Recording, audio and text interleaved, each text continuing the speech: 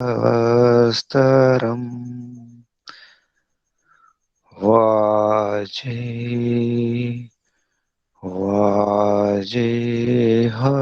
हवामहे सखाय इन्द्रमूतये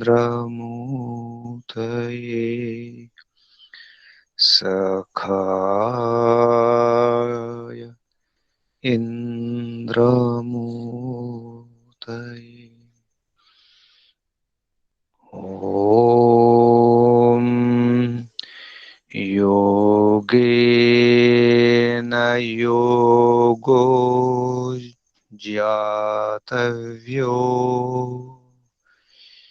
योगो योगात् प्रवर्तते यो प्रमत्तस्तु योगेन स योगे रमते चिरम् योगेन स योगे रमते चिरम् ॐ शान्ति शान्ति शान्तिः योगेन योगो ज्ञातव्यो योगो योगात् प्रवर्तते यो अप्रमत्तस्तु योगेन स योगे रमते चिरम् పరంపిత పరమాత్మ యోగ పథ ప్రదర్శకుడు ఓం ఓంకు వందనాలు ఋషులకు మహర్షులకు వందనాలు యోగులకు మునులకు గురువులకు ఆచార్యులకు వందనాలు పెద్దలకు మాతాపితలకు శ్రేయోభిలాషులకు మిత్రులకు చరాచర జగత్తుకు వందనాలు సర్వేభ్యో నమో నమః ప్రణవ ప్రణామః ఆత్మ బంధువులారా శాశ్వత బంధువులారా ఆత్మీయ మిత్రులారా బాంధవులారా సుమిత్రులారా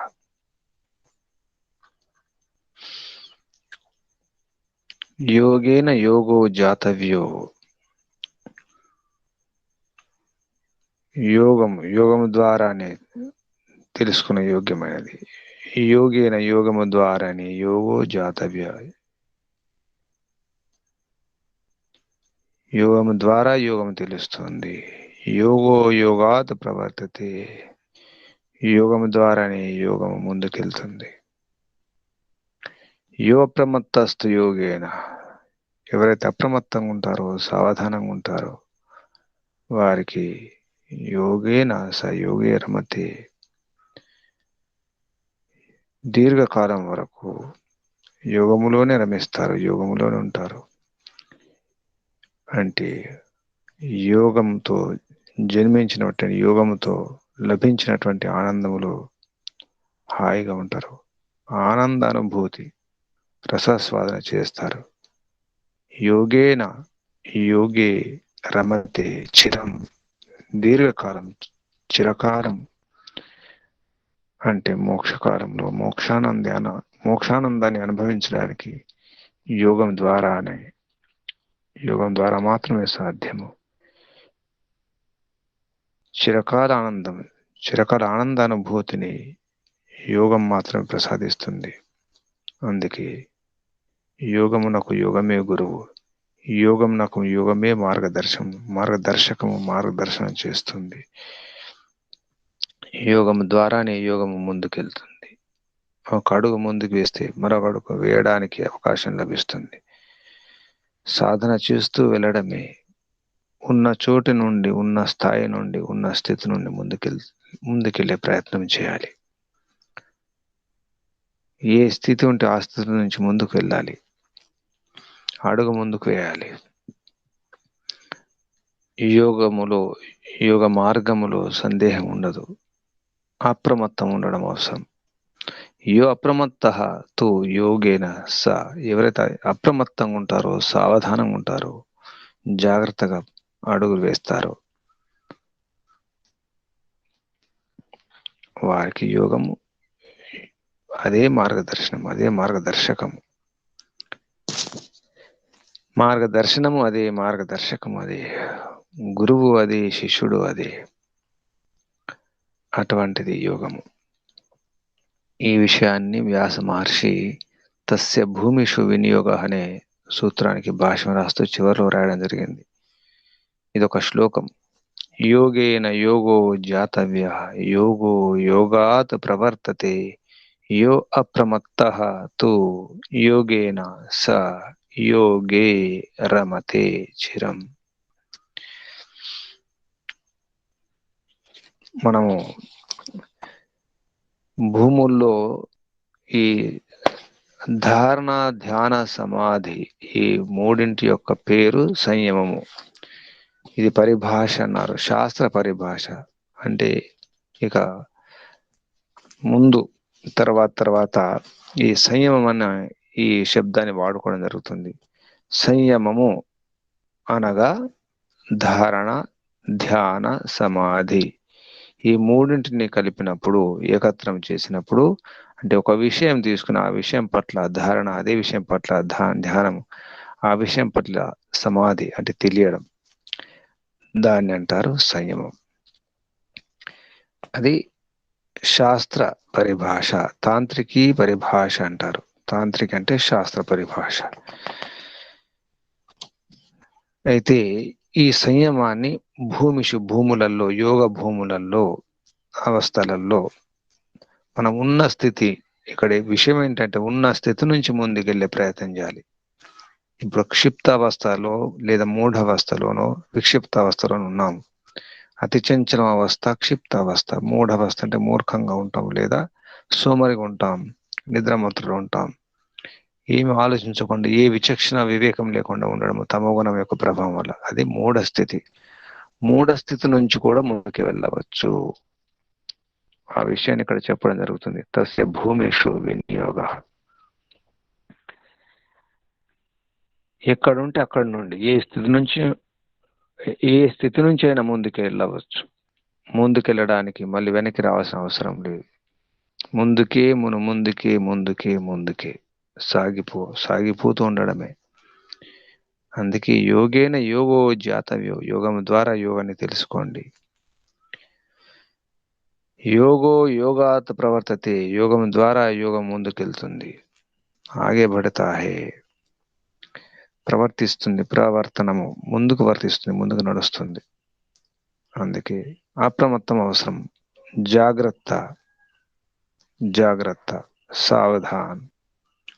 ఒక సావధానం ఉంటే చాలు. సావధాన హటి దుర్ఘటన ఘటి.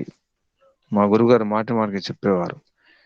ఎక్కడైతే సావధానంగా ఉన్నామో అక్కడ మనం తప్పటడుగులు వేస్తాం, జారిపోతాం, పడిపోతాం, పతనం అయిపోతాం. ఎక్కడైతే జాగ్రత్తగా ఉన్నామో అప్పుడు మోసపోవడం కూడా జరుగుతుంది, నష్టపోతాం, కష్టాల పాలవుతాం. కారణం అసావధానం, అజాగ్రత్త, అటెన్షన్ లేకపోవడం, అలర్ట్గా లేకపోవడం.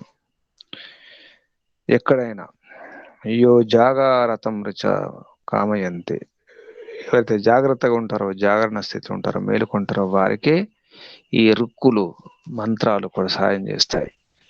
అజాగ్రత్త ఉన్న వారికి, అసావధానంగా ఉన్న వారికి ఎవరు రక్షించరు, ఏదీ రక్షించదు, భగవంతుడు కూడా రక్షించడు. అందుకే జాగ్రత్త. యో అప్రమత్తస్తు యోగేన స యోగే రమతే చిరం. తస్య భూమిషు వినియోగ. ఈ సూత్రం బాగా గుర్తుంచుకోండి.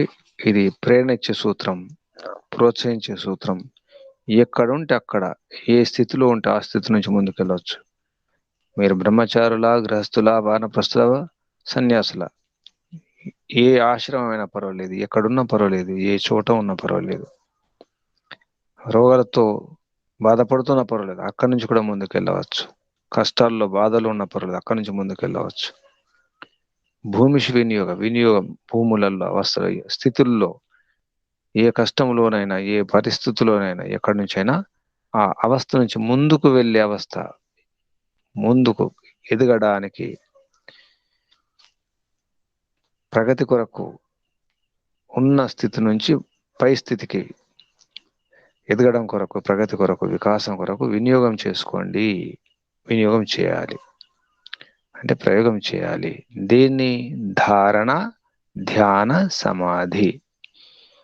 ధారణ చేయండి. ఒక విషయం తీసుకోండి, సమస్య, కష్టం అనుకోండి, కష్టము లేదా నష్టము, బాధలు, వ్యాధులు తీసుకొని ఇక్కడ ధారణ కేంద్రాలు అంటే నాసికాగ్రము, జిహ్వాగ్రము, నాలుక చివర, ముక్కు చివర, బ్రుకుటి అనుకున్నాం ధారణ కేంద్రాలు. అవే కాకుండా బాహ్య విషయాలు కూడా ఉన్నాయి. బాహ్య విషయం అంటే ఏదైనా టాపిక్ తీసుకుని, విషయం తీసుకుని కూడా ఆరంభం చేయవచ్చు. ఉదాహరణకు బాధ ఉంది, తలనొప్పి ఉంది, ఆ తలనొప్పి గురించి ఆరంభం చేయండి. ధారణ, ధ్యాన, సమాధి, సంయమం చేయాలి. తలనొప్పి అనే విషయం, అదే ధారణ, అదే ధారణ కేంద్రం మనకి ఇప్పుడు. శరీరంలో లోపల కాదు, బాహ్య విషయం అన్నమాట. ఈ శరీరంలో చూసుకుంటే అది లోపల విషయం, లోపల ధారణ కేంద్రాలు. తలనొప్పి అనే ఒక బాధ తీసుకొని, నొప్పి తీసుకొని అక్కడ మనం ధారణ చేస్తాం. తలనొప్పి, దానిపైన ధ్యానం. తలనొప్పిని దిగుతాం అక్కడ. తలనొప్పి ఎందుకు వచ్చింది, కారణం ఏమిటి ఆలోచిస్తాం, అన్వేషిస్తాం. అది ధ్యానం. కారణం తెలిసింది, తలనొప్పికి ఇది కారణము. కారణం తెలిసిన తర్వాత సగం తలనొప్పి తగ్గిపోతుంది. ఇక చికిత్స, చికిత్స అని మళ్ళీ అక్కడ మొదలవుతుంది ధారణ. ఏమిటి తలనొప్పికి ఔషధము, ఉపాయము, చికిత్స ఏమిటి, ఆ చికిత్స గురించి ఆలోచిస్తాం, అన్వేషిస్తాం, సంప్రదిస్తాం. ఎవరైనా వైద్యుల్ని సంప్రదిస్తాం, ఎవరైనా అడుగుతాం, అప్పుడు ప్రయత్నం చేస్తాం. అదంతా కూడా ధ్యానం. ఇక తలనొప్పి పోయింది, ఔషధం లభించింది, ప్రయోగం చేసినాం, తలనొప్పి పోయింది. సమాధి. ధారణ, ధ్యాన, సమాధి. ఏ సమస్య అయినా, ఏ బాధ అయినా, ఏ కష్టము, ఏ నష్టము ఏదైనప్పుడు కూడా ఈ ధారణ, ధ్యానం చేయడం వస్తే చాలు. యమ నియమాసన, ప్రాణాయామ, ప్రత్యాహారం వరకు అంతా బయట వాతావరణం కొరకు, మన శారీరక, బౌద్ధిక, మానసిక శక్తులను పెంచుకోవడం కొరకు అదంతా. ఇప్పుడు ఏం చేయాలి, ఆ శక్తులను ఏకాగ్రం చేసి గురి చూసి కొట్టడం కొరకు ధారణ, ధ్యాన, సమాధి. ఇది గురి. ధనుస్సు తీసుకున్నాం, బాణం, శరం తీసుకున్నాం, బాణం తీసుకున్నాం, ఎక్కువ పెట్టినాం, గురి చూస్తున్నాం. ధారణ, ధ్యాన, సమాధి. సంయమం చేయండి, గురి చూసి బాణాన్ని వదలండి. అప్రమత్తేన వేద్ధవ్యో, ఇది అర్థం కావాలి. గురి చూసి కొట్టడం రావాలి. దాని కొరకే ధారణ, ధ్యాన అనే, ధారణ, ధ్యాన, సమాధి అనే సంయమం చేయండి.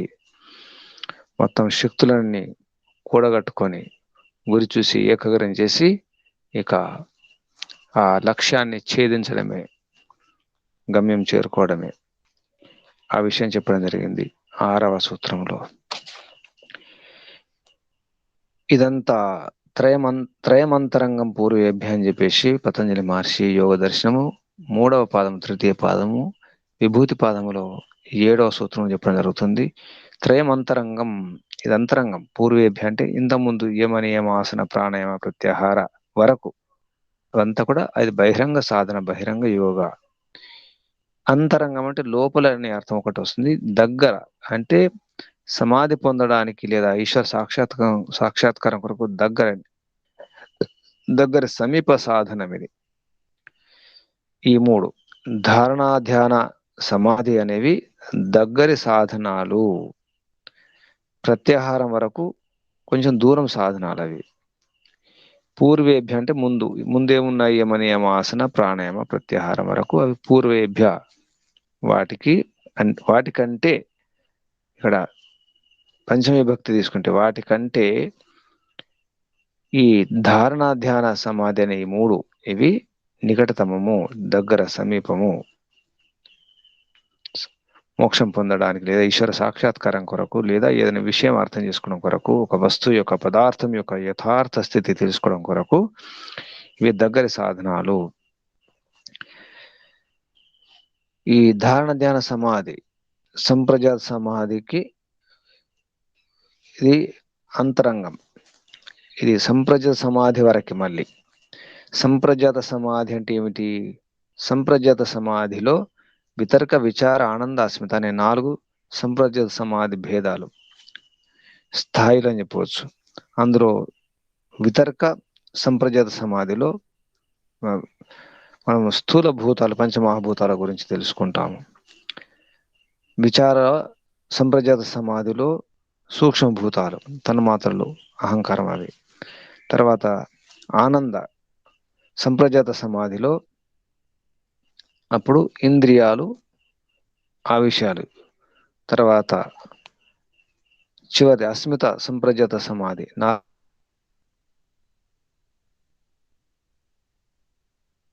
గురించి మూల ప్రకృతి గురించి కూడా వాటి స్వరూపం అంతా అర్థమవుతుంది.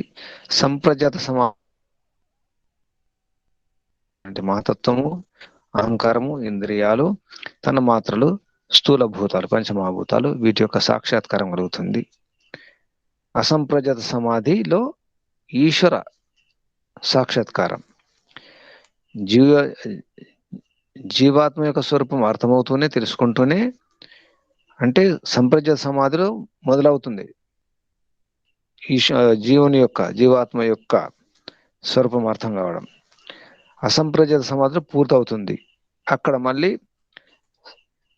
ఆత్మ యొక్క స్వరూపమే కాకుండా పరమాత్మ యొక్క స్వరూపం కూడా తెలుస్తుంది అసంప్రజ్ఞాత సమాధిలో. అప్పుడు ఈ ధారణ ధ్యాన సమాధి అనేవి ఏతున్నాయో అప్పుడు ఇది బహిరంగ యోగ అవుతుంది. అంటే అసంప్రజ్ఞాత సమాధికి సంప్రజ్ఞాత సమాధి బహిరంగం అవుతుంది. అంటే ఇంకా స్థూలం అన్నమాట బహిరంగం అంటే. సంప్రజ్ఞాత సమాధి అనేది స్థూలం గురించే ఉంటుంది కాబట్టి ఇది ఉన్నత స్థాయి కాదు, ఉన్నత స్థితి కాదు, ఇంకా స్థితి అంటే ఏమాత్రం సంస్కారం లేకుండా వృత్తులు లేకుండా కావడం అనేది అసంప్రజ్ఞాత సమాధిలో లభిస్తుంది, అక్కడ ప్రాప్తిస్తుంది. కాబట్టి అసంప్రజ్ఞాత సమాధికి సంప్రజ్ఞాత సమాధి బహిరంగం. అంటే ధారణ ధ్యాన సమాధి కూడా ఇవన్నీ కూడా అయితే సంయమం అన్నాము, అంతరంగం అన్నాము. ఇది అసంప్రజ్ఞాత సమాధికి బహిరంగమే అని మనకు 8వ సూత్రంలో చెప్పడం జరిగింది. తదపి బహిరంగం నిర్బీజస్య, నిర్బీజ సమాధి అంటే అసంప్రజ్ఞాత సమాధి, ఇది బహిరంగమే. ఇది 8వ సూత్రంలో చెప్పడం జరిగింది. వ్యాసమహర్షి చెప్తున్నారు, తదపి అంతరంగం సాధనత్రయం అంటే ధారణ ధ్యాన సమాధి, ఈ 3 నిర్బీజస్య యోగస్య, నిర్బీజ యోగం యొక్క బహిరంగం భవతి. వ్యాస భాష్యంలో స్పష్టం చేస్తున్నారు. కస్మాత్ ఎందుకంటే తద్భావే భావాదితి, భావాదితి అంటే నిర్బీజ సమాధిలో ఇదంతా అభావం అయిపోవాలి. సంప్రజ్ఞాత సమాధికి సంబంధించిన ఆ సంస్కారాలన్నీ కూడా అభావం అయిపోవాలి, లేకుండా అయిపోవాలి. అప్పుడు తస్యాపి నిరోధే సర్వ నిరోధాత్ నిర్బీజ సమాధి అని చెప్పేసి మనము ఈ చివరి చెప్పుకున్నాం. తస్యాపి నిరోధే సమాధి పాదంలో చివరి సూత్రం 51వ సూత్రంలో సర్వ నిరోధాత్ అంత నిరోధమైనప్పుడు అసంప్రజ్ఞాత సమాధి కలుగుతుంది. కాబట్టి తదభావే అంటే సంప్రజ్ఞాత సమాధి యొక్క అభావం అయినప్పుడు ఋతంబర ప్రజ్ఞ సంస్కారాలు అన్నివన్నీ కూడా ఏ సంస్కారాలు ఉండవు, ఏ వృత్తులు ఉండవు. సర్వవృత్తి నిరోధేతు అసంప్రజ్ఞాత సమాధి. కాబట్టి ఏది సంప్రజ్ఞాత సమాధి లేదా ధారణ ధ్యాన సమాధి ఏదైతే అనుకుంటున్నామో అది అసంప్రజ్ఞాత సమాధికి బహిరంగ అంగము, అంటే కొంచెం దూరం సాధనం అన్నమాట. ఈ విధంగా ఈ ధారణ ధ్యాన సమాధి వరకు పూర్తి చేసుకోవడం జరిగింది. 8వ సూత్రం వరకు ఈ విధంగా చెప్పిన తర్వాత ఇక మళ్ళీ ఈ నిరోధం, చిత్తం నిరోధమైనప్పుడు ఆ క్షణంలో ఏం జరుగుతుంది? మనస్సు చంచలం స్వభావం, అటువంటి చంచలం ఉన్నప్పుడు క్షిప్తం మూఢం విక్షిప్తం ఉంటుంది. ఏకాగ్రం నిరుద్ధవస్థ రాదు, ఏకాగ్ర స్థితి లేదు, నిరుద్ధ స్థితి లేదు. అప్పుడు ఏం చేయాలి? చిత్త నిరోధ, ఆ నిరోధ సమయంలో చిత్తం యొక్క పరిణామం ఏమిటి, ఎలా ఉంటుంది, ఏం జరుగుతుంది అనే విషయాన్ని 9వ సూత్రంలో చెప్పుకోవడం జరుగుతుంది. అవతరణికలో పతంజలి మహర్షి అవతరణికలో చెప్పడం జరుగుతుంది. అథ నిరోధ చిత్త క్షణేషు, నిరోధ చిత్త ఆ క్షణములో, ఆ సమయంలో చలం గుణవృత్తమితి, ఈ గుణవృత్తులు అంటే ఈ గుణాల యొక్క సత్వరేతమ గుణాల యొక్క స్వభావం చంచలం. ఎప్పుడు సత్వం ఉంటుందో, ఎప్పుడు రజోగుణం ఉంటుందో, ఎప్పుడు తమో గుణం ఉంటుందో చెప్పడం కష్టం. కీదృశ తదా చిత్త పరిణామ, ఎలా ఉంటుంది తదా అంటే అప్పుడు, అంటే సమాధి అవస్థలో నిరోధ కాలంలో చిత్తం యొక్క పరిణామం ఏమిటి, చిత్తం యొక్క దాని స్థితి ఏమిటి అని అవతరణికలో ప్రశ్న వేసుకొని 9వ సూత్రం చెప్పడం జరిగింది. వ్యుత్థాన నిరోధ సంస్కారయో, వ్యుత్థానం నిరోధ, వ్యుత్థానం అంటే బహిర్ముఖం, నిరోధం అంటే లోపల, సంస్కార అభిభవ ప్రాదుర్భావ. అభిభవ అంటే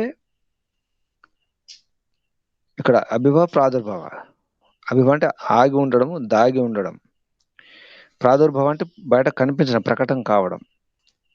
నిరోధ క్షణ చిత్తాన్వయో నిరోధ పరిణామ, నిరోధ క్షణ నిరోధ కాలములో చిత్తాన్వయం, చిత్తం ఈ వ్యుత్థాన నిరోధ సంస్కారాలు కలిసి ఉంటుంది. అప్పుడు అది నిరోధ పరిణామం. దీన్ని నిరోధ పరిణామం అంటారని చెప్పేసి ఒక పరిభాష ఇవ్వడం జరిగింది. నిరోధ పరిణామం అంటే ఏంటి?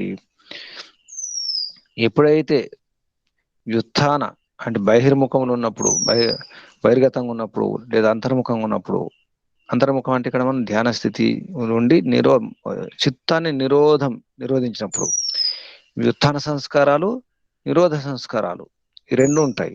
అంటే బయట ప్రపంచంలో మనం వ్యవహారం చేసినప్పుడు ఆ వ్యవహారాలకు సంబంధించినటువంటి సంస్కారాలు ఉంటాయి, వ్యుత్థాన సంస్కారాలు.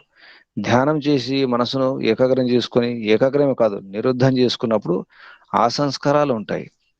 ఈ రెండు సంస్కారాలు అభిభవ ప్రాదుర్భావం. అభిభవం అంటే ఆగడం, దాగడం, దాగి ఉండడం.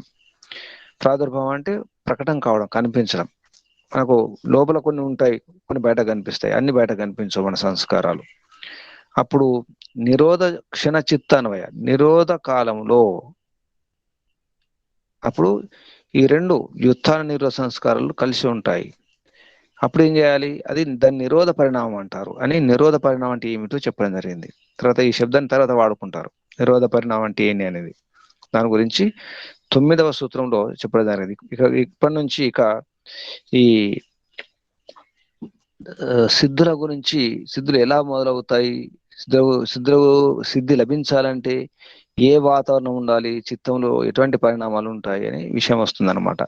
దేన్ని గమనించి దేని ద్వారా అప్పుడు ఏం జరుగుతుంది, అప్పుడు ఎలా ఉండాలి, ఎటువంటి సంస్కారాలు ఉండాలి అనే విషయాన్ని చెప్పడం జరుగుతుంది. అది ఏమంటారంటే 10వ సూత్రంలో తస్య ప్రశాంత వాహిత సంస్కారాత్, తస్య అంటే చిత్తం యొక్క ప్రశాంత వాహిత, ప్రశాంత రూపం, ప్రశాంతంగా ఉండడం. దాని కొరకే మనం ప్రయత్నం చేస్తాం.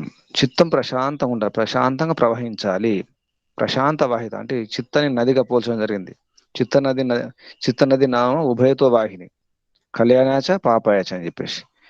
చిత్తం అనే నది రెండు వైపులు ప్రవహిస్తుంది, పాపం వైపు, పుణ్యం వైపు. కాబట్టి తస్య ప్రశాంత వాహిత సంస్కారాత్ అంటే నిరోధ సంస్కారాలతో ప్రశాంతంగా ఉంటుంది అని 10వ సూత్రం చెప్పడం జరిగింది. నిరోధ సంస్కార అభ్యాస పాఠవ అపేక్ష. పాఠం అంటే పటుత్వం అన్నమాట. నిరోధ సంస్కారాల అభ్యాసము దాని యొక్క పటుత్వంతో ప్రశాంత వాహిత చిత్తస్య భవతి, చిత్తస్య ప్రశాంత వాహిత భవతి, చిత్తం యొక్క ప్రశాంత ప్రవాహం జరుగుతుంది, అవుతుంది.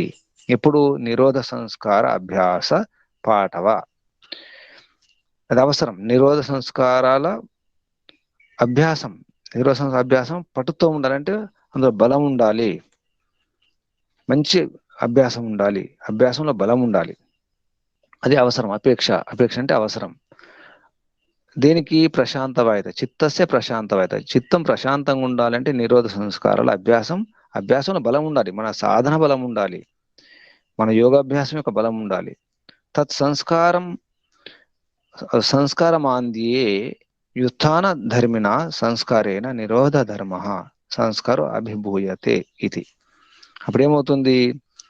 మన ప్రశాంతంగా ఉన్నప్పుడు నిరోధ సంస్కారాల వల్ల నిరోధ సంస్కారాలు మందగించినప్పుడు తత్ సంస్కార మాంది.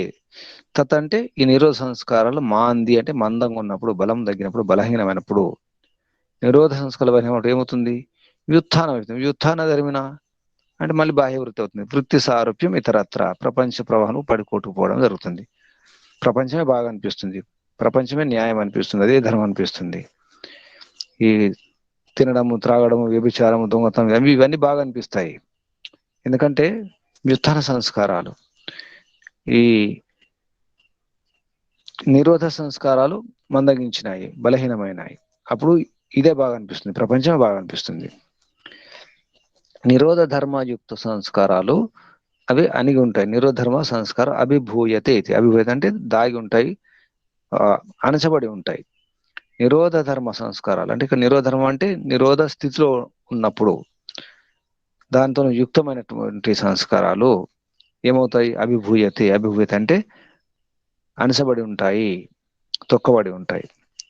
అప్పుడు ఇక బయట ప్రపంచంలో వ్యుత్థాన సంస్కారాలు అంటే వృత్తి సారూప్య సంస్కారాలు ఉంటాయి అని ఇందులో స్పష్టం చేస్తున్నారు వ్యాస మహర్షి. తస్య ప్రశాంత వాహిత సంస్కారాత్. ఈ విధంగా మనకు సిద్ధి లభించాలంటే ఏం చేయాలి? అప్పుడు సర్వార్థత ఏకాగ్రతయో క్షయోదయవు. సర్వార్థత పూర్తి అన్ని రకాల ఏకాగ్రత ఉండాలి. ఒక రకంగా అన్ని రకాలుగా ఏకాగ్రత ఉండాలి. క్షయోదయవు, క్షయము ఉదయం, క్షయ ఉదయవు రెండు. చిత్తస్య సమాధి పరిణామ. చిత్తం యొక్క సమాధి పరిణామం ఏంటి? సమాధి యొక్క పరిణామం అంటే ఇక్కడ సమాధిగా మారడం, చిత్తం స్థిరం కావడం. క్షయము ఉదయం. క్షయం అంటే వెనక్కి నడవడం. నిజానికి అంటే ఈ చిత్తం యొక్క స్థితి వెనక్కి వెళ్ళడం.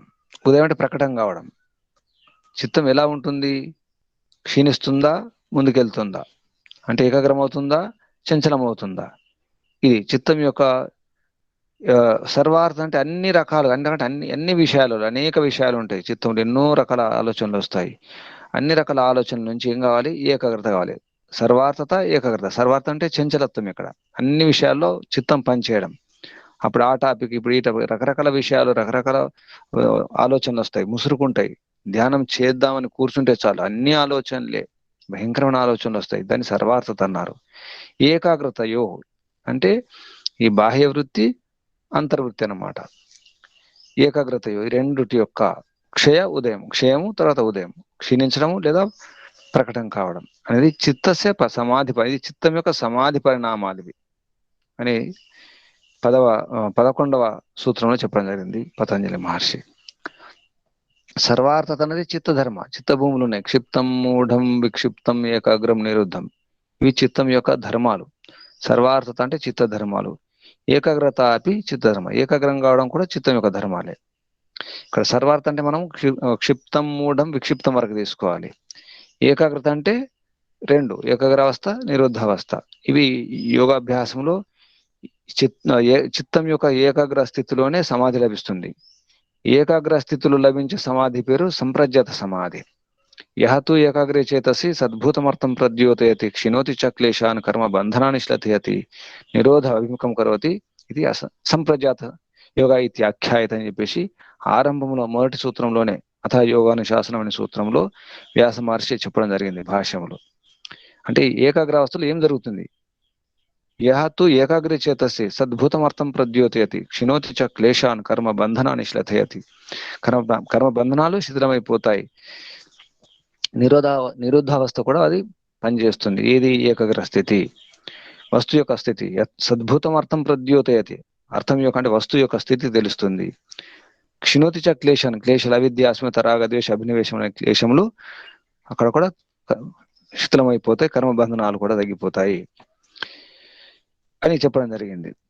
అది ఏకాగ్ర స్థితి కూడా చిత్తధర్మం. ఇక్కడ విషయం స్పష్టం చేస్తున్నాం. సర్వార్థత ఏకాగ్రత అంటే ఏంటి? సర్వార్థత అంటే క్షిప్తం, మూఢం, విక్షిప్తం వరకు సర్వార్థత అంటే బాహ్య వృత్తిలో ఉండే చిత్తం యొక్క స్థితి, భూమి, అవస్థ లేదా చిత్తం యొక్క లక్షణము, చిత్తం యొక్క ధర్మం. తర్వాత ఏకాగ్ర స్థితి, నిరుద్ధ స్థితి, అది కూడా చిత్తం యొక్క ధర్మమే. అందులో క్షయం ఉదయం జరుగుతుంది. అంటే చిత్తం ఏకాగ్రమవుతుంది, అప్పుడే చంచలమవుతుంది. క్షయం ఉదయం. చిత్తశ అది సమాధి యొక్క పరిణామాలు. అంటే సంప్రజాతం అసంప్రజాతం కాకుండా ఒక్కోసారి వృత్తి సారూప్యంలోకి వచ్చేస్తాం. అప్పుడే అటు వెళ్తాం. వ్యుత్థాన స్థితి తర్వాత సమాధి స్థితి రెండు జరుగుతుంటాయి. సర్వార్థదయ క్షయా క్షయ స్థిరోభావ ఇది. క్షయం అంటే ఇక్కడ స్పష్టం చేస్తున్నాం. సర్వార్థదయా క్షయ క్షయ తిరోభావ ఇది అర్థ. తిరోభావం సర్వార్థత అంటే అంటే క్షిప్తం మూఢం విక్షిప్తంలో క్షయం జరుగుతుంది. తిరోభావం వెనక్కి అంటే ఏకాగ్ర స్థితి ఉండదు, మనకు శాంతి ఉండదు, ఉత్సాహం ఉండదు, ఉల్లాసం ఉండదు, చంచలం ఉంటుంది, మూఢత్వం ఉంటుంది, విక్షిప్తం ఉంటుంది. అప్పుడే అంటే అనవస్థితత్వం ఉంటుంది అనమాట. అప్పుడే స్థితి వస్తుంది, స్థితి స్థిరంగా ఉండదు. సమాధి లభిస్తుంది, ఒకసారి లభించదు. ఏకాగ్రతయా ఉదయే ఆవిర్భావ ఇత్యత. ఇక ఏకాగ్రత అంటే ఏంటి? ఇక్కడ ఉన్న ఆ సూత్రంలో ఉన్న శబ్దాలను విడదీస్తున్నారు వ్యాస మహర్షి. సర్వార్థత దానికి క్షయం జోడించడం జరిగింది. సర్వార్థ అంటే క్షేమం, సర్వార్థ క్షేమం, ఏకాగ్రత ఉదయము దానికి జోడించడం జరిగింది. ఏకాగ్రతాయా ఉదయే ఆవిర్భావ అంటే ఏకాగ్రత ఉదయిస్తుంది. ధర్మిత్వేన అనుగతం చిత్తం. ఈ రెండు, ఈ తయో అంటే సర్వార్థత, ఏకాగ్రత, ఈ ధర్మాలతో సహా చిత్తము ఏమవుతుంది? ధర్మిత్వేన అంటే ధర్మి రూపం అంటే ధర్మి అంటే ఇక్కడ ఎవరు? ఆత్మ అన్నమాట. ధర్మాలు ధర్మిలో ఉంటాయి, గుణాలు గుణిలో ఉంటాయి. అంటే ఒక వస్తువులో దాని లక్షణాలు గుణాలు ఉంటాయి. లక్షణాలు గుణాలు ఉంటే నా వస్తువు అంటాం. అగ్నిలో వేడి ఉంటుంది, వెలుగు ఉంటుంది. అగ్ని అనేది ధర్మి, వేడి వెలుగు అనేది ధర్మాలు. ఆ వేడి వెలుగు ఉంటేనే అగ్ని అంటాం. ఈ వేడి వెలుగు ఎక్కడ ఉంది అంటే అగ్నిలో ఉంది. అగ్ని ధర్మి, వేడి వెలుగు ధర్మాలు, లేదా వేడి వెలుగు గుణాలు, అగ్ని గుణి అంటాం. ధర్మి ఇక్కడ ఎవరు? ఆత్మ. ఆత్మను అనుసరిస్తాయి అంటున్నాడు ఇక్కడ. సర్వార్థత ఏకాగ్రత రెండు ధర్మాలు ఏవైతున్నాయో అంటే ఈ వ్యుత్థాన స్థితి కానీ సమాధి స్థితి కానీ లేదా క్షిప్తం మూఢం విక్షిప్తం అనే చిత్తం యొక్క స్థితులు కానీ ఏకాగ్రత తర్వాత నిరుద్ధ స్థితి ఇవి కానీ ఇవన్నీ కూడా ధర్మికి సంబంధించినటివి, ధర్మి రూపంలో ఉంటాయి. అంటే ఆత్మ ఎలా నడిపిస్తే అలా నిజానికి అంటే ఆత్మ యొక్క అదుపులో ఉంటాయి ఈ స్థితులను కూడా. చిత్తం యొక్క స్థితులను కూడా ఆత్మ చెప్పినట్టు వింటాయి, కానీ దానికవే స్వతంత్రం కాదు. చిత్తం యొక్క స్థితులు క్షిప్తం మూఢం విక్షిప్తం అనే స్థితులు ఆత్మ యొక్క నియంత్రణలో ఉంటాయి అని చెప్పడానికి ధర్మి యొక్క రూపంలో ధర్మిత్వేన అనుగతం, ధర్మిని ధర్మ రూపంలో అనుగతం అంటే అనుసరిస్తాయి. ఏది? చిత్తం అనుసరిస్తుంది. అనుగతం చిత్తం అంటే చిత్తము జడము. చిత్తం ఇప్పుడు కూడా జడమే. ఎందుకంటే వ్యాస మహర్షి రెండవ సూత్రం చెప్పడం జరిగింది. యోగ చిత్త వృత్తి నిరోధ అనే దాంట్లో ఇది త్రిగుణం, చిత్తం త్రిగుణం స్పష్టంగా చెప్పడం జరిగింది. చిత్తం త్రిగుణం అంటే జడమే, అది చేతనం కాదు అని స్పష్టం చేయడం జరిగింది. కాబట్టి చిత్తము ఆత్మ చెప్పినట్టే వింటుంది. మనం ఏమంటాం? ఇప్పుడు నా మనసులో ఎన్నో ఆలోచనలు వస్తున్నాయి, నా కంట్రోల్లో లేవు, నా అదుపులో లేవు అంటాం. కానీ అదంతా కూడా మనమే నడిపిస్తున్నాము. ఆలోచిస్తున్నది మనమే, ఆగుతున్నది మనమే, నడుస్తున్నది మనమే, నడిపిస్తున్నది మనమే, కర్తలం మనమే, ఈ శరీరంలో ధర్తలం మనమే, అంతా మనమే. పతనానికైనా ప్రగతికైనా కారణం మనమే. ఇది అర్థం చేసుకోవాలి. ఈ విధంగా చిత్తం గురించి చెప్పడం జరుగుతుంది. తదిదం చిత్తం అపాయో ఉపజనయో స్వాత్మభూతయో ధర్మయో అనుగతం సమాధీయతే సా చిత్తస్య సమాధి పరిణామ. ఈ సమాధి పరిణామం అంటే ఏమిటో చెప్పడం జరుగుతుంది. అంటే ఈ సర్వార్థత, ఈ తిరోహితం కావడం కానీ, అంటే వెనక్కి పతనం కావడం కానీ, వెనక్కి వెళ్ళడం కానీ, అంటే వృత్తి సారూప్యం కొట్టుకుపోవడం కానీ, ప్రకటన కావడం కానీ,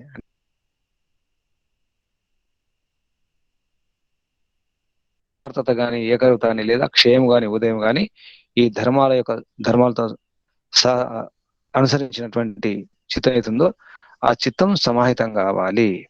తదిదం చిత్తం అపాయోపజనయో అంటే సర్వార్థత ఏకాగ్రత అనేవి స్వాత్మభూతయో ఆత్మ ఏ ఆత్మ ఉంది? ఆత్మ వచ్చినట్టు ధర్మయోహో అనుగతం. అంటే ఈ ఆత్మ యొక్క ధర్మాన్ని బట్టి, ఆత్మ యొక్క వ్యవహారాన్ని బట్టి, ఆత్మ లక్షణాలు బట్టి అది అనుసరిస్తుంది. సమాధీయతే, సమాహితం అవుతుంది, స్థిరమవుతుంది. చిత్తం సమాధీయతే, దాని పేరేమంటారు? సమాధి పరిణామం. ఇది సమాధి పరిణామాలు అని చెప్పేసి సమాధి పరిణామం యొక్క నిర్వచనం చెప్పడం జరిగింది. సమాధి పరిణామం అంటే ఏమిటి అంటే ఇది పతంజలి మహర్షి చెప్పిన ఆ ఆ శబ్దాలని విడమర్చి విశదీకరించి విడదీసి చెప్పడం జరిగింది వ్యాస మహర్షి భాష్యములో. సర్వార్థత ఏకాగ్రతయో క్షయోదయౌ చిత్తస్య సమాధి పరిణామ. ఇక్కడ విషయం ఆపేద్దాం. 12వ సూత్రంలో ఆ పరిణామం అంటే ఏంటో, ఆ చిత్తం ఏకాగ్రత పరిణామం అంటే ఏమిటో చెప్పడం జరిగింది. అది రేపంచి తీసుకుందాం. తతః పునః శాంతోదితౌ తుల్య ప్రత్యయౌ చిత్తస్య ఏకాగ్రత పరిణామం అని చెప్పేసి 12వ సూత్రం రేపటి నుంచి. ఇప్పుడు 11 సూత్రాల వరకు ఇక్కడ ముగించేద్దాం. అయితే మనకు ఈ సిద్ధుల గురించి కొంచెం పరిచయం అవసరం ఉంది. సిద్ధుల్లో అన్ని సిద్ధులు సంభవం కాదు, చాలా సిద్ధులు ఉన్నాయి, ఎన్నో సిద్ధులు ఉన్నాయి. అందులో కొన్ని సంభవము, కొన్ని అసంభవము, కొన్ని పరీక్ష చేసుకోవాలి, కొన్ని వికల్పం ఉంటాయి, కానీ కావచ్చు కాకపోవచ్చు. అంటే కొన్ని మన శరీరంతో సంభవం కాదు, బౌద్ధిక అంటే బుద్ధి దాన్ని బట్టి సాధ్యం కావచ్చు. మనసులో చిత్తం, మనసుతో బుద్ధితో మనం కొన్ని సాధిస్తాం, శరీరంతో సాధించాం. ఉదాహరణకు ఊహ కల్పన చేస్తాం బుద్ధి ద్వారా, మనసు ద్వారా. ఆ విధంగా ఈ సిద్ధుల గురించి చాలా అపోహలు ఉన్నాయి, భ్రమలు ఉన్నాయి. వాటి గురించి కొద్దిగా చెప్పుకునే ప్రయత్నం చేద్దాం. ముఖ్యంగా ఏది సంభవం, ఏది అసంభవం, ఏది పరీక్ష కోటిలో ఉంది, ఏది వికల్ప కోటి అని చెప్పేసి స్వామి సత్యపతిజీ మా గురువు గారు ఎప్పుడూ చెప్పడం జరిగింది. ఆ విషయంలో ఒక పుస్తకం కూడా రాయడం జరిగింది, యోగ మీమాంస అనే పుస్తకం. అది తెలుగులో కూడా అనువాదమైంది, యోగ మీమాంస. అందులో ఇటువంటి భ్రాంతుల గురించి చాలా విషయాలు వస్తాయి. యోగ మీమాంసలో నిజానికి శరీరంతో ఆకాశంలో ఎగరడం అనేది ఒకటి, ఇది సాధ్యమా సంభవమా? మన ఊహల్లో ఎగిరిపోవచ్చు, కానీ ఏ రెక్కలు లేకుండా, ఏ యంత్రాలు లేకుండా, ఏ హెలికాప్టర్, ఏ విమానం లేకుండా మనం ఈ స్థూల శరీరంతో ఆకాశం ఎగిరిపోవచ్చు అనే విషయం. ఇటువంటి విషయాలు మనం స్పష్టం చేసుకోవడానికి కొన్ని వారు లిస్టు చెప్పడం జరిగింది, ఒక సూచి, ఏది సంభవము, ఏది అసంభవం. ఆ విషయాన్ని ఇప్పుడు మనం తెలుసుకుందాం, ఎందుకంటే ఇది అవసరం. ఈ రోజుల్లో చాలా భ్రమలు ఉన్నాయి సిద్ధుల విషయంలో. నిజంగా సిద్ధి అంటే మనకు దాంట్లో ఒక నైపుణ్యం రావడం, అది సిద్ధి నిజానికి. కొన్ని సిద్ధులు చూద్దాం. ఉదాహరణకు నడుచుకుంటూ, తింటూ, పడుకుంటూ, కూర్చుంటూ, లేస్తూ కూడా దినమంతా ఈశ్వర ప్రణిధానం ఉండవచ్చు అనే ఒక సిద్ధి అనుకోండి. ఇది సాధ్యమా? ఇది సాధ్యమే. ఎందుకంటే ఈశ్వర ప్రణిధానం ఎక్కడైనా చేయవచ్చు. పడుకొని, లేచి, నిద్రపోతూ కూడా చేయవచ్చు, నడుచుకుంటూ, మాట్లాడుతూ కూడా ఈశ్వర ప్రణిధానం చేయవచ్చు. ఇక్కడ ఎటువంటి సందేహం లేదు, ఇది సంభవమే. అంటే మనసులో లోపల మనం శ్రద్ధ, భక్తి, ఈశ్వరుని యొక్క ఆదేశాలు పాటిస్తూ అంతా భగవంతుంది, ఇదనున్నమం అనే భావన ప్రతి క్షణం కూడా ఉంచుకోవచ్చు. ఇది కూడా ఒక సిద్ధి నిజానికి. అంటే లోపల ఒక జపం లాగా సాగుతూనే ఉంటుంది, హే భగవాన్ అంతా నీదే, ఇదన్నమమా, ఇదన్నమా అని. ఇది ఒక సిద్ధి. ఇక ఇంకొక సిద్ధి ఉంటుంది. ఏం సిద్ధి అంటే ఇంద్రియాలు, రూపరసగంధ ఏతుంటాయో ఇందుకు సంబంధించినటువంటి అవన్నీ కూడా మనం సేవన చేస్తూ, అంటే తింటాం, తాగుతుంటాం, అన్నీ చేస్తుంటాం, కానీ అందులో సుఖం తీసుకోకుండా ఉండడం అనేది. అన్నం తింటాం, నీళ్ళు తాగుతాం, జ్యూసులు తాగుతాం, అన్నీ చేస్తాం. కళ్ళతో చూస్తాం, చెవులతో వింటాం, ముక్కుతో వాసన చూస్తాం, చర్మం స్పర్శ, ఇవన్నీ జరుగుతుంటాయి. ఇంద్రియాలకు సంబంధించిన వివరాలు అన్నీ సాగుతుంటాయి, కానీ సుఖం తీసుకోం అందులో. అంటే అవసరం అంతే.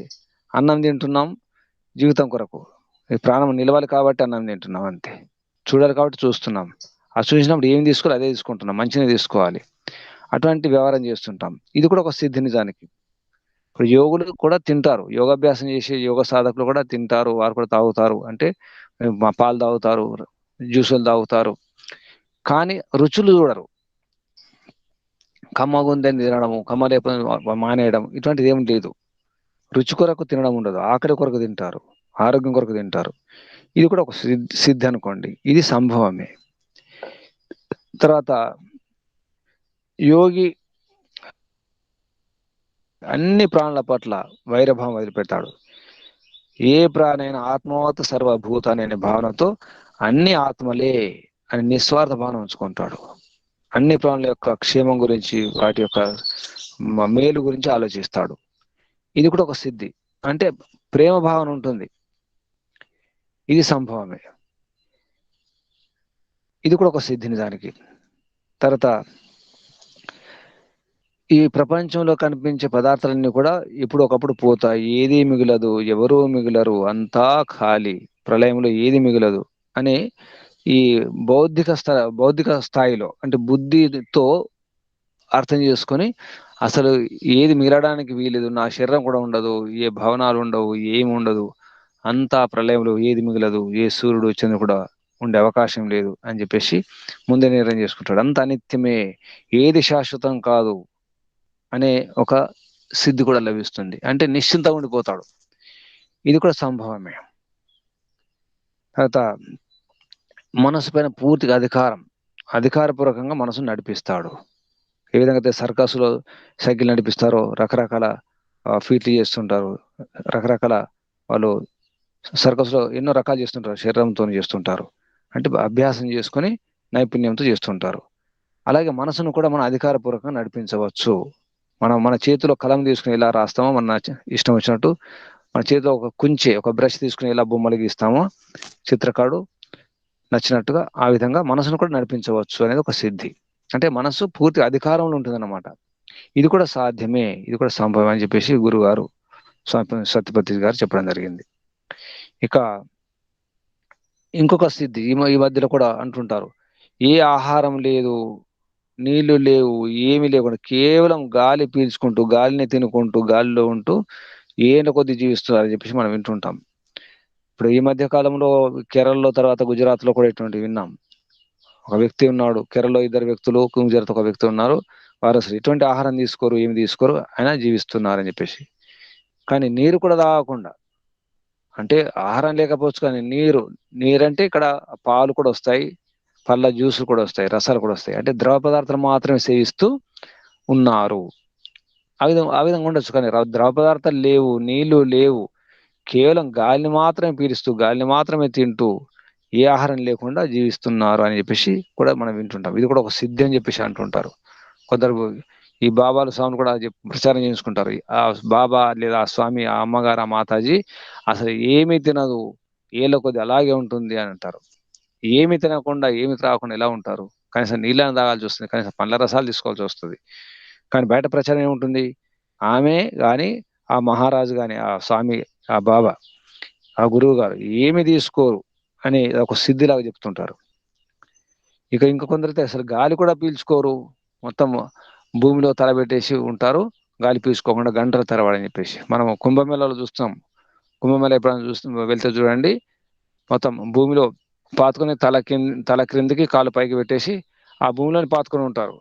తల మొత్తం మొత్తం కప్పివేయబడి ఉంటుంది. అంటే గాలి కూడా తీసుకోరని మనకు భ్రమ కలుగుతుంది.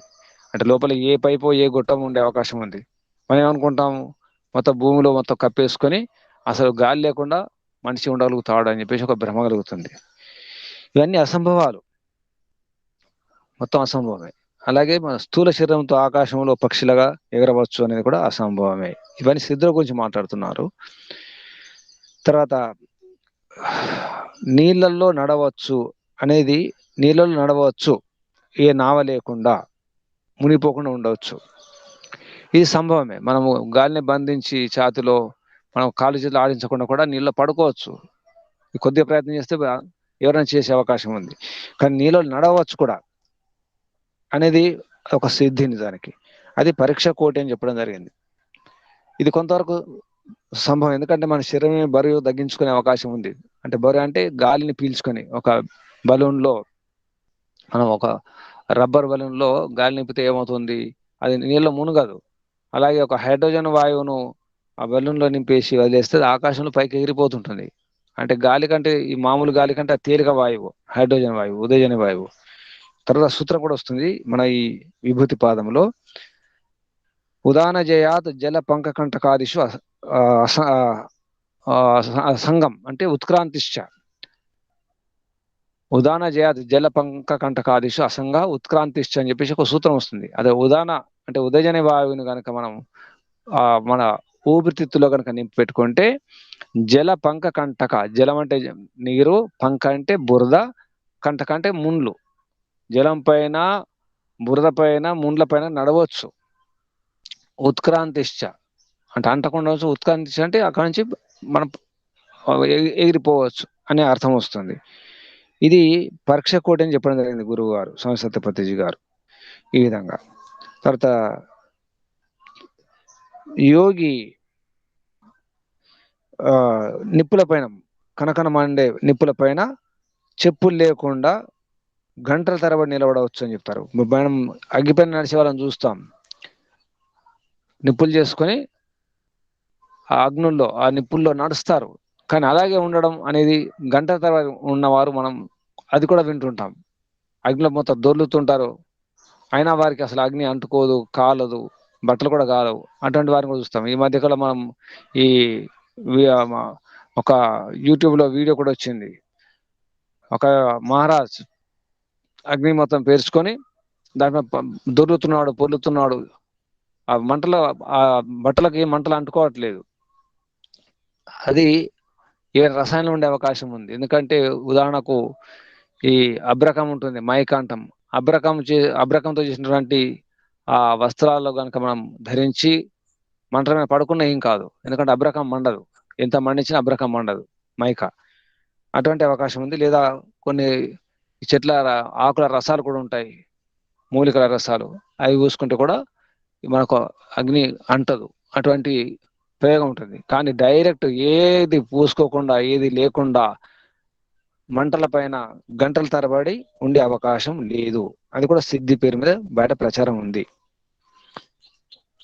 తర్వాత భూమి మీద ఉండి తన వేలుతో చంద్రుని చెప్తుంటారు, ఈ మహారాజు చంద్రుడిని ముట్టుకుంటాడు, తాకుతాడు, వేలుతో మొత్తం కొందరు చంద్రుడిని ముక్కలు ముక్కలు చేయగలుగుతాడు అని చెప్పేసి. లేదా మొత్తం ఈ స్థూల శరీరంతోనే ఆ చంద్రునిపైకి, సూర్యునిపైకి, వేరే గ్రహాల్లో తిరిగి వస్తాడని చెప్పేసి కూడా ఒకటి ఉంటుంది.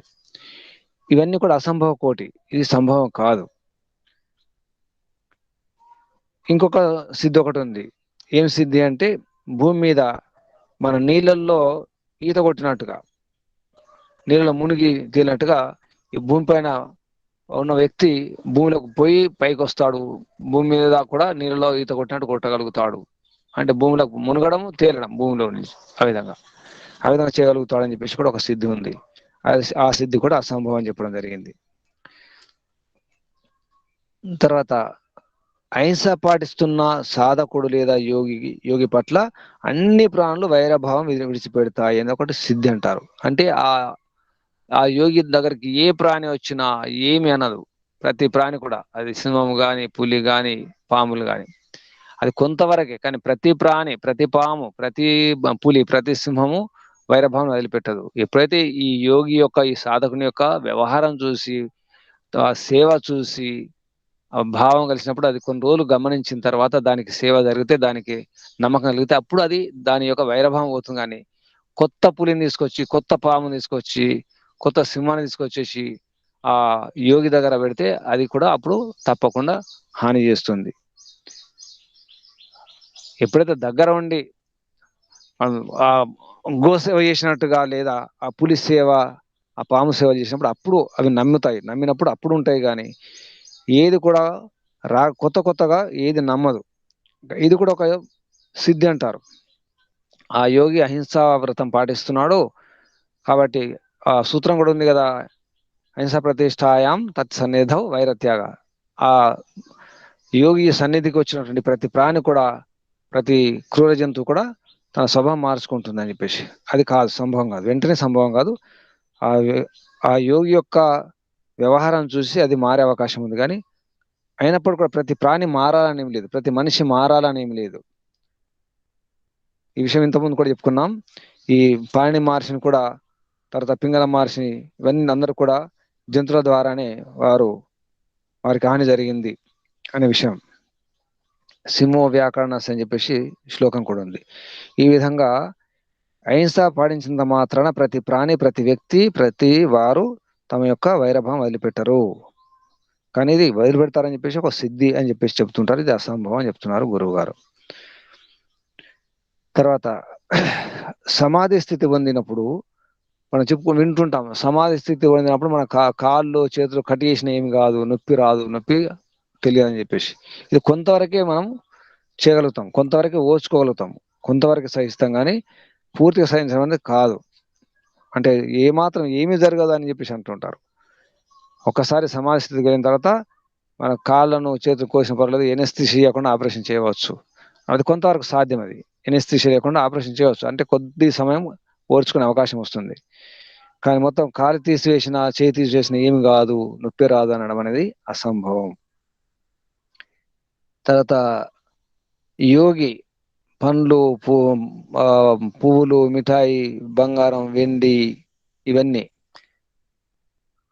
ఏంటి మనం అక్కడ ఉపాదాన కారణం లేకుండా, అంటే అసలు రా మెటీరియల్ లేకుండా పుట్టిస్తాడు, గాల్లో సృష్టిస్తాడు.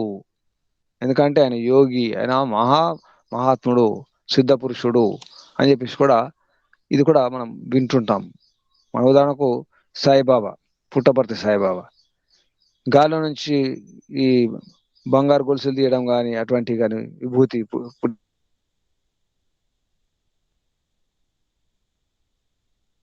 జరిగింది. కానీ అదంతా కూడా ఉపాదాన కారణం లేకుండా జరగదు.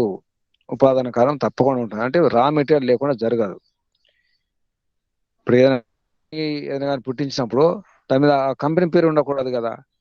కంపెనీ పేర్లో వారు పుట్టించిన తర్వాత గమనిస్తే ఆ వస్తువుల పైన కంపెనీ పేర్లు ఉన్నాయి. కంపెనీ పేరు ఎందుకు వచ్చింది అంటే అర్థం ఏంటి? ఆ వస్తువుని ఆ బాబా గారు పుట్టించలేదు, సృష్టించలేదు, కంపెనీ నుంచి వచ్చినటువంటి వస్తువులని తేలింది. ఈ విధంగా కొన్ని సిద్ధుల గురించి చెప్పడం జరుగుతుంది. ఇక ఇంకొకటి, ఈ తన శరీరాన్ని పర్వతంలాగా స్థూలం చేసుకోగలుగుతాడు, లేదా వాయువులాగా తేలిక చేసుకోగలుగుతాడు, చీమలాగా సూక్ష్మైపోతాడు. అంటే ఇది ఏంటంటే మనం రామాయణంలో వింటాం, హనుమంతుడు చిన్నగా కావడము, పెరిగిపోవడము, ఇవన్నీ కూడా సినిమాలో కూడా చూస్తుంటాం. కామరూపం అంటాం. ఆయన ఇష్టం, తన రూపం ఎలా అంటే అలా మార్చుకోగలుగుతాడు. చీమలాగా, దోమలాగా, ఈగలాగా, పర్వతంలాగా, ఏనుగులాగా సినిమాలో కూడా చూస్తాం. ఇది కూడా సిద్ధి అంటారు. అది అది సిద్ధి లేదు, అసలు జరగదు, అలా వీలే లేదు. అదంతా గారడి వాళ్ళు చేసే మాయ ఉంటుంది, అందులో ఒక ట్రిక్ ఉంటుంది, అందులో కిటుకు ఉంటుంది, అందులో దానికి ఒక ఉపాయం ఉంటుంది. కానీ అలా జరగడానికి వీలు లేదు. తర్వాత యోగి ఈ స్పర్శ, అంటే మనం ఆ యోగిని ముట్టుకుంటే అసలు ఆ యోగిని నుంచి మనకు ఏ స్పర్శ రాకుండా, ఏ గంధం రాకుండా ఉండే అవకాశం ఉంది. అంటే అదృశ్యం కాగలుగుతాడని ఒకటి ఉంది. ఇలా అదృశ్యం కాగలుగుతాడంటే దానికి నిజానికి ఆ ఒక వస్తువు మనకు కనిపించాలంటే ఆ వస్తువు మీద సూర్యకిరణాలు పడాలి. సూర్యకిరణాలు పడి మనకు రిఫ్లెక్ట్ కావాలి, పరావర్తన చెందాలి. పరావర్తన చెంది మన కంటికి సోకాలి, అప్పుడు ఆ వస్తువు కనిపిస్తుంది.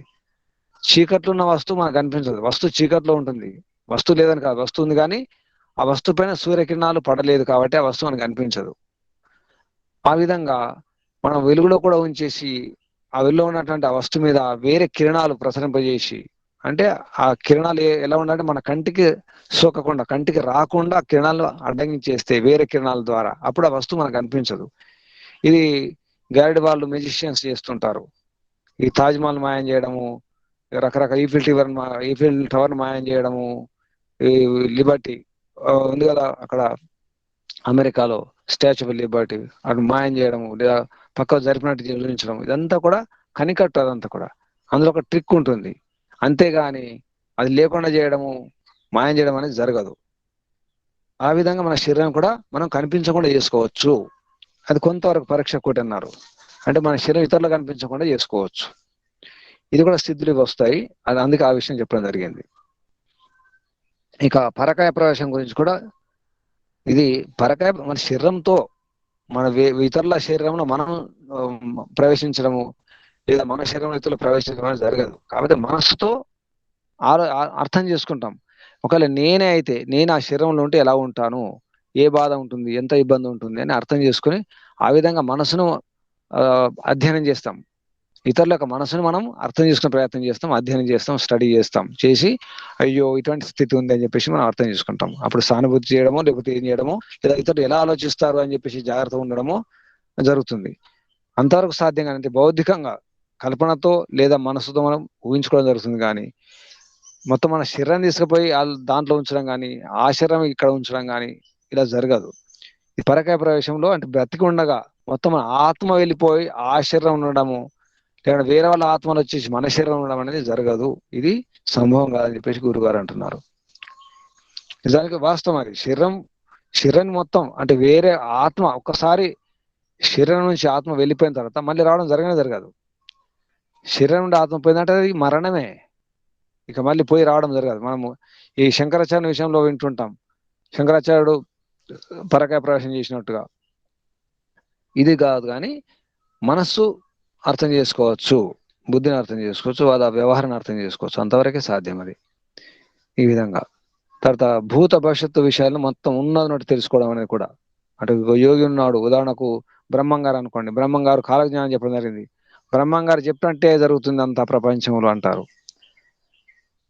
అలాగే నోస్ట్రడామస్ చెప్పినట్టు జరుగుతుంది ప్రపంచం అంటారు. అక్కడ అప్పుడు 2012లో ప్రపంచం అంతా ప్రళయం వచ్చేస్తుందని చెప్పేసి నోస్ట్రడామస్ చెప్పినట్టు ప్రచారం చేయడం జరిగింది. సినిమా కూడా వచ్చింది 2012 అని చెప్పేసి ఇంగ్లీష్లో. ఏమి జరగలేదు. 2000 పోయింది, 2012 పోయింది, అంతా పోయింది. 2000 ఇప్పుడు 2021 వస్తుంది. అయినా అని ప్రళయం ఏమి రాలేదు, ఏమి జరగలేదు. ఈ విధంగా మొత్తం ఏం జరగదు, కొంతవరకు ఊహించుకొని చెప్పొచ్చు. ఇప్పుడు మనం కూడా కొద్దిగా ఆలోచించి దాని పరిణామాలు ఏంటి, భవిష్యత్తు ఎలా మారుతుంది మనం చెప్పొచ్చు. తర్వాత ముసలైతే వెంటక తెల్లబడతాయి, చర్మం ముడతలు అవుతుంది, తర్వాత చివరికి శరీరం పోతుంది. ఈ విధంగా సామాన్య విషయాలు, ఈ విధంగా చెప్పే విషయాలు కొన్ని జోష్యాలు ఉంటాయి. ఈ విధంగా తర్వాత భవిష్యత్తులో జరగబోయే విషయాలు మనం దాని పరిణామాలను ఆలోచించి చెప్పే అవకాశం ఉంది. లేదా ఇప్పుడున్న వస్తువును గమనించి గతంలో ఎలా ఉండింది ఆ విషయం కూడా చెప్పవచ్చు. గతంలో ఎలా జరిగింది కూడా చెప్పవచ్చు. గతంలో జరిగింది, భవిష్యత్తులో జరగబోయేది కూడా చెప్పవచ్చు. అంతవరకు సాధ్యం, కానీ ఉన్నది చెప్పడం అనేది ఎవరికి సాధ్యం కాదు. భూతకాలం, భవిష్యత్ కాలం అన్ని విషయాలు ఉన్నట్టు చెప్పలేము. ఇది అసంభవం. మనం కొద్దిగా గమనిస్తే మనకు కూడా కొన్ని విషయాలు చెప్తారు, చిన్నపిల్లలు కూడా చెప్తారు. ఉదాహరణకు తర్వాత రాబోయే కాలం ఎలా ఉంటుంది, తర్వాత రాబోయే కాలం చలికాలం, చలికాలంలో మంచు వస్తుంది, చలి వస్తుంది, బట్టలు కప్పుకోవాల్సి వస్తుంది, ఇవన్నీ చెప్పవచ్చు. లేదా పొగ మంచు రావచ్చు, ఈ విధంగా చెప్పవచ్చు. తర్వాత ఈ చెట్లకున్న ఈ ఆకులు రాలిపోతాయి, ఇప్పుడు పచ్చగా కనిపిస్తున్నాయి, తర్వాత ఉండవు. ఇలా ఇదంతా కూడా అది అది సామాన్య విషయం నిజం చెప్పాలంటే. కానీ మనకేమనిపిస్తుంది, ఏదో భవిష్యత్తు చెప్పినట్టు అనిపిస్తుంది. అది కాదు. తర్వాత యోగి అంటే ఇక్కడ కూర్చొని దూరం ఎక్కడో ఉన్న వస్తువు మనం చెప్పవచ్చు అని చెప్పేసి. అంటే ఇక్కడ భారతదేశంలో కూర్చొని అమెరికాలో ఉన్నటువంటి వస్తువు గురించి మనం తెలుసుకోవచ్చు. ఎలా అంటే ఇప్పుడు ఈ ఉదాహరణకు ఈ టీవీ దూరదర్శన్ మాధ్యమంగా తెలుసుకుంటున్నాము. ఈ రకంగా సాధ్యం, కానీ ఇక్కడే కూర్చొని మనము దూరదర్శన్ టీవీలో చూసినట్టుగా అలా ఏం చెప్పడం జరగదు. అంటే ఇది యంత్రాల ద్వారా తెలుసుకోగలుగుతాం, కానీ కళ్ళు మూసుకొని ఇక్కడే ఆ వస్తువు ఎప్పుడు చూడలేదు. అమెరికాలో ఒక వస్తువు ఉంది, అది ఎప్పుడు నేను చూడలేదు. ఇక్కడ భారతదేశంలో కూర్చొని నేను కళ్ళు మూసుకొని ధ్యానం చేసి ఆ వస్తువు గురించి చెబుతాను అనేది, అది కూడా అది ఏమన్నారంటే పరీక్ష కొట్టి అన్నారు. అది కూడా మొత్తం పూర్తిగా చెప్పడం అనేది అసంభవం అన్నారు. మళ్ళీ అలా పూర్తిగా చెప్పలేము. ఇది అంటే యంత్రాల ద్వారా సాధ్యం. కొన్ని చెప్పవచ్చు, లక్షణాలు చెప్పవచ్చు, కానీ ఆ వస్తువు యొక్క మొత్తం ఉన్న స్థితి ఉన్నట్టు చెప్పడం అనేది సంభవం కాదు. లక్షణాలు చెప్పొచ్చు. ఉదాహరణకు ఇక్కడ కూర్చొని ఈ గ్రహంలో ఇలా ఉంది, ఇలా జరుగుతుంది అని చెప్పి, అంటే కొంత పూర్వజ్ఞానం ఉండాలి, ప్రీవియస్ నాలెడ్జ్ అవసరం ఉంటుంది. దాన్ని గమనించి అప్పుడు చెప్పాల్సి వస్తుంది. ఈ విధంగా మనం కొన్ని సిద్ధుల గురించి తెలుసుకున్నాం. తర్వాత ఇంకోటి ఉంది, అగ్ని తీసుకొని నీళ్లు చేస్తాను, నీళ్ళని అగ్ని చేస్తాను, ఈ పాముని తీసుకొని కట్టె చేస్తాను, కట్టె తీసుకొని పాముని చేస్తాను, ఈ మనిషిని మా పావురాన్ని చేస్తాను, పావురాన్ని మనిషి చేస్తాను అని చెప్పేసి ఈ గారడీ చేస్తుంటారు, మ్యాజిషియన్స్ మ్యాజిక్ చేస్తుంటారు. దాని వెనుక అన్ని ఏర్పాట్లు ఉంటాయి. అంతేగాని ఆ పావురం మనిషి కాదు, మనిషి పావురం కాదు, అగ్ని నీళ్లు కావు, నీళ్ళు అగ్ని కాదు, పాము తాడు కాదు, తాడు పాము కాదు, కట్టె కాదు. కాకపోతే అక్కడ ఏర్పడుతుంది, మనకు ఆ పాము లాగా చూపిస్తారు. అంతా కూడా అస్తలాభం ఉంటుంది. అంతా కూడా ప్రయత్నం చేస్తే, మనం సాధన చేస్తే మనం కూడా కొన్ని చూపించవచ్చు మ్యాజిక్లు. అదేవిధంగా ఈ శక్తిపాతం చేసి తలపైన చేయబెట్టి ఇక ధ్యానం కల్పిస్తాను, ఈశ్వర సాక్షాత్కారం చేస్తాను కూడా సంభవం కాదు. గురుగారు తలపైన చేతి పెడితే చాలు నాకు ఈశ్వర సాక్షాత్కారం అయిపోతుంది, ధ్యానం సమాధి వచ్చేస్తుంది. ఏ ప్రయత్నం, యమ నియమాలు పాటించకుండా, ఏది పాటించకుండా, ధారణ ధ్యాన సమాధి లేకుండా గురుగారు ఆశీర్వదిస్తే చాలు అయిపోతుంది అని అనుకుంటారు. అది కూడా సంభవం కాదు, అది కూడా తప్పే. ఇక గత జన్మలో మనకు విషయాలు గుర్తుకు రావడం అనేది అది పరీక్ష కోటి అన్నారు. మనం ప్రయత్నం చేస్తే గత జన్మలో అంటే మొత్తం ఉన్నట్టు కాకుండా కొంతవరకు గత జన్మలో మన జన్మ ఎలా ఉంది, ఏం జరిగింది తెలుసుకోవచ్చు. ఎందుకంటే మనం వెనక్కి వెనక్కి వెనక్కి వెనక్కి వెళ్ళిపోతే కొన్ని తెలుస్తాయి, ప్రయోగం చేస్తే, ప్రయత్నం చేస్తే. ఈ విధంగా నేను కూడా పరమాత్మలాగా సర్వజ్ఞుని అయిపోతాను, జీవుడే దేవుడు అని అంటుంటారు. సాధన చేస్తూ చేస్తూ తనలో ఉన్నటువంటి అశుద్ధిని, అపవిత్రం దూరం చేసుకుంటూ, అజ్ఞానం దూరం చేసుకుంటూ ప్రయత్నం చేస్తే చివరికి జీవుడే దేవుడు అయిపోతాడని చెప్పేసి ఇది కూడా ఒక సిద్ధి అంటారు. ఇది కూడా ఒక భ్రమ. ఈ విధంగా జరగదని చెప్పడం జరిగింది. అంటే సృష్టి క్రమానికి విరుద్ధంగా కూడా ఏది జరగదు. ఈ విధంగా సిద్ధుల గురించి కొంత వివరణ ఇవ్వడం జరిగింది. ఇక్కడ ఆపేద్దాం. ఓం శం. అందరికి ధన్యవాదాలు. ముఖ్యంగా పరమపిత పరమాత్మకు, ఋషులకు, మహర్షులకు, పతంజలి మహర్షికి, వ్యాస మహర్షికి ధన్యవాదాలు. అందరికీ ధన్యవాదాలు. మీకు కూడా బంధువులందరికీ, మిత్రులందరికీ ధన్యవాదాలు. ఓం శం. శాంతి పాఠం. ఓం ఓం శాంతి. శాంతిరంతరిక్షం శాంతి, పృథివీ శాంతిరాపః శాంతిరోషధయః శాంతిః, వనస్పతయః శాంతిర్విశ్వే దేవాః శాంతిః, బ్రహ్మ శాంతిః, సర్వం శాంతిః, శాంతిరేవ శాంతిః, సామా శాంతిరేతి. ఓం శాంతి శాంతి శాంతి. సర్వేభ్యో నమః. ధన్యవాదాలు గురు. ఎన్నో విషయాలు వివరించారు.